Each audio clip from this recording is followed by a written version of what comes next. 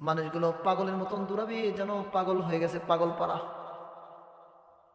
এলাকার মধ্যে যখন কোনো পাগল আসে, ভাই পাগল আসার পরে চতুর্দিক থেকে যখন ছেলেরা কি একটা কাজ করে, কি পাগলকে দেখলে ঢিল মারে কিনা, কথা বলেন?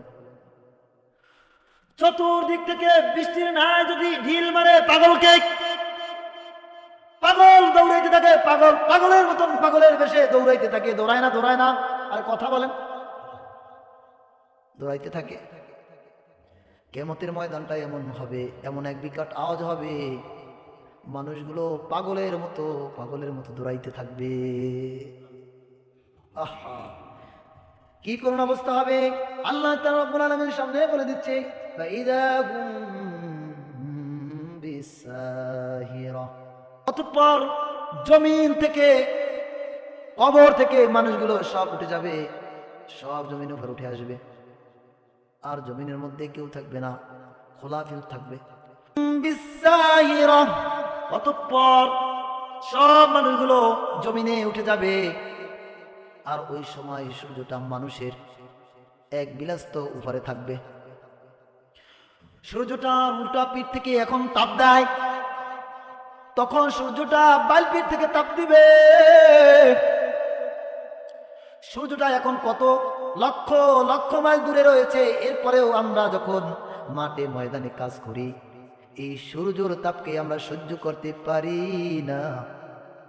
কিন্তু যখন এক বিলাস্ত মাথার উপরে থাকবে, ওই সূর্যটা এমন বড় তাপ দিবে,